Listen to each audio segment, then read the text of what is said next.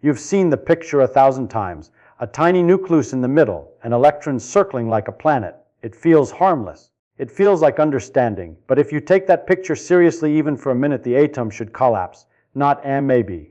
And not in some extreme case, collapse fast, because anything moving in a curve is accelerating. And an accelerating electric charge is supposed to radiate energy. Lose energy, spiral inward, hit the nucleus. End of chemistry. So here is the uncomfortable question. Why are atoms still here? We're not going to fix this with fancy words. No equations, just honesty. Either the electron really is orbiting, and the basic rules we trust are broken, or the rules are fine, and the picture in your head is the lie. One sentence you want, like, the electron is not somewhere on a path when nobody is looking.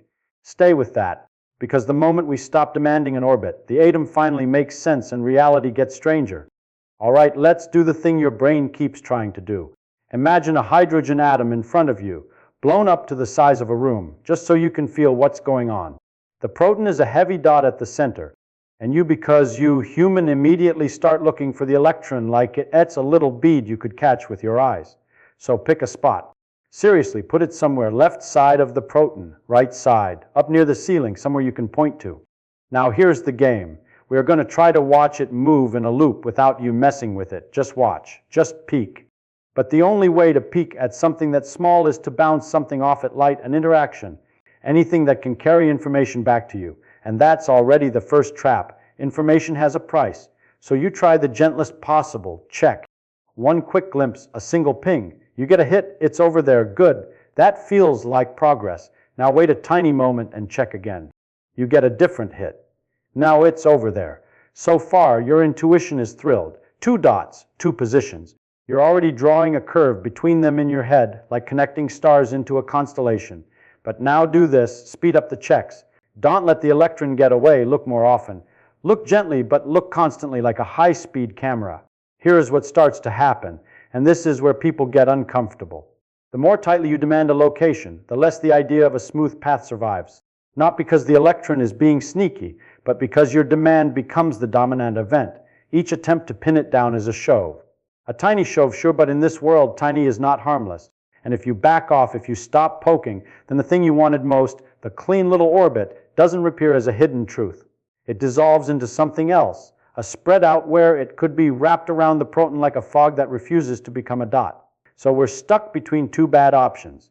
Either we measure hard enough to force appositions, and we destroy the very motion we hope to observe, or we stop measuring and we lose the right to say it's on a path at all. Now hold that tension, because it's not a technical detail. It's the whole point. If an orbit were a real thing the electron was doing, you should be able to watch it, at least in principle, without rewriting the story. But the atom doesn't give you that option. So what is the electron doing when you're not looking? What kind of emotion stays stable without radiating itself to death? So we try to rescue the orbit with the most reasonable excuses. Maybe the electron really does go around, but it's just too small and too fast for us to track, like a hummingbird wing, blur, not mystery. But notice what that claim commits you to.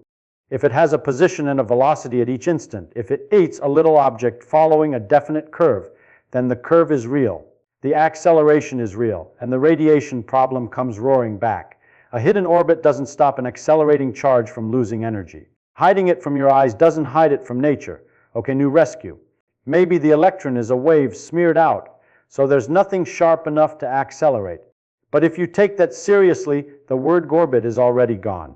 A wave doesn't have a single location to circle with. It's not a bed on a track. It's a pattern in space. And when you ask which side is it on, you're asking the wave to be something it isn't. So we bounce between 2 pictures, and both of them betray us. The particle picture makes atoms impossible. The wave picture makes orbits meaningless. And then you try the last, most human move. You demand that the electron be both quietly underneath while we just lack the information. This is where Feynman's kind of honesty shows up. Here, lack of information isn't the main problem. The idea of a continuously existing path is what fails. The more you demand where it is, the more you lose how it's moving. See, not as a technical limit, but as a rule. So you're not missing a detail, you're missing a category. And once you feel that, it gets uncomfortable. The atom is stable, but your favorite explanation for stability doesn't even qualify as a description. So what replaces the orbit? Not a better orbit. Not an upgraded circle with hidden details. We replace the need for a path. Because in quantum mechanics, the electron in an atom is not best described as a thing flying around. It's described by a pattern, a rule that tells us the likelihood of finding it in different places when we actually look. And that sounds like wordplay until you do one brutal, honest check. If you force the electron to be right on top of the proton, if you squeeze it into a region as tiny as the nucleus, then you don't get a calm, stable particle sitting there. You get violent uncertainty in its motion. The tighter you demand here, the more you pay and how fast.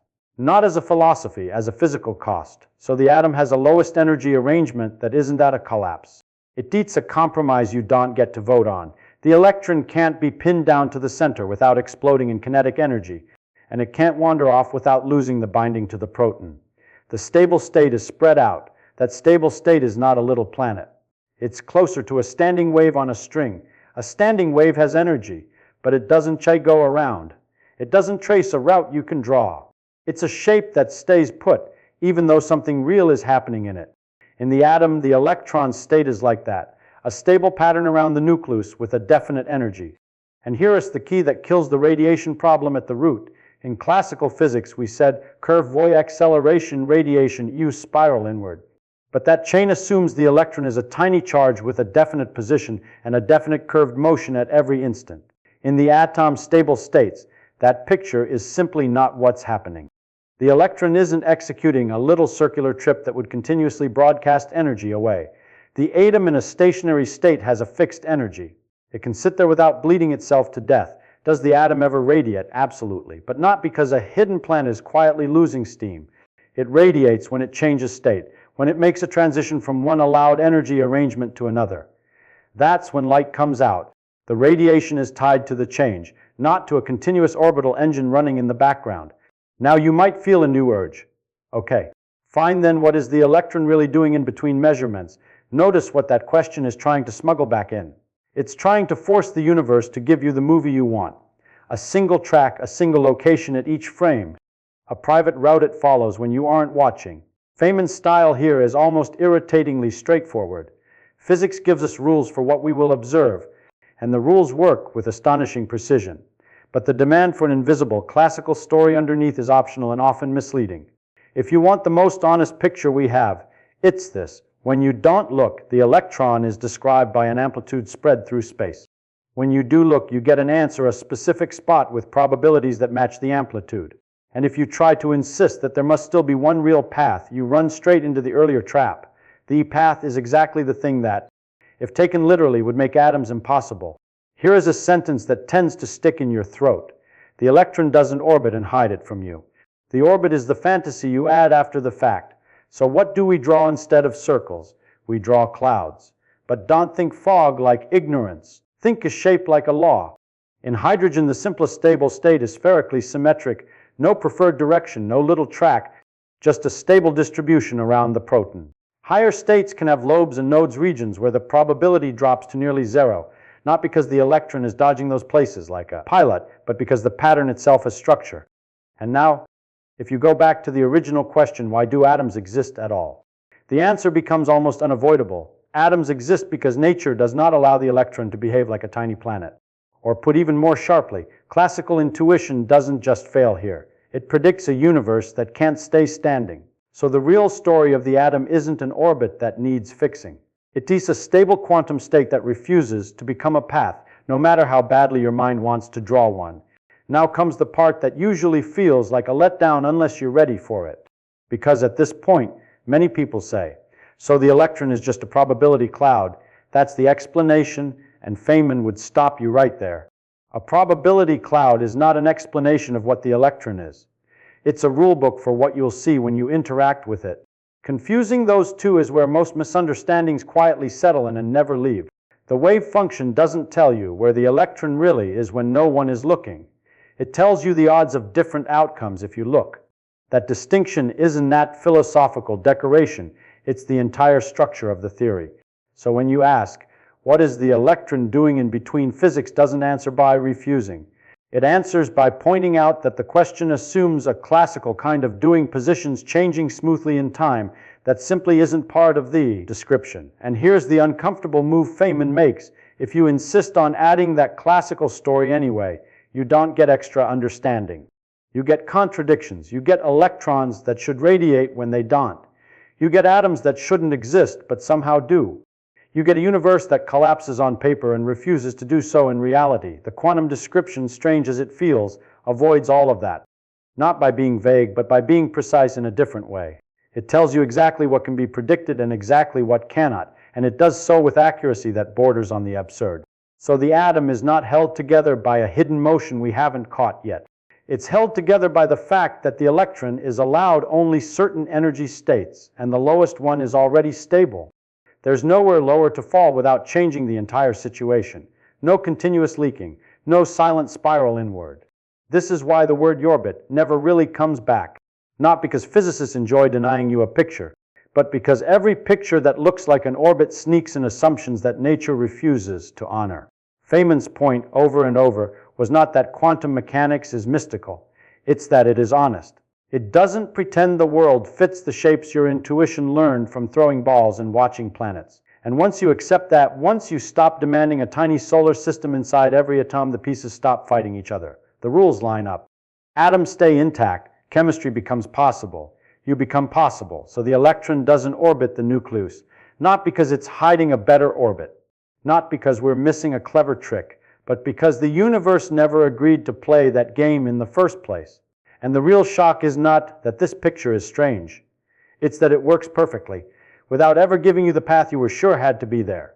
And once you really accept that, the atom stops looking like a machine with hidden gears. It starts looking like a set of constraints, like reality is saying. You may not have everything you want at once. You want the electron pinned to a point, then its motion refuses to stay calm. You want its motion gentle and stable, then its location refuses to become a dot. Nothing is pushing the electron around a track. The stability comes from what nature forbids, not from what nature forces. That's the strange shift. The atom isn't held together by a little planet running laps. It's held together because the universe won't let your classical picture exist without paying a price it can't afford.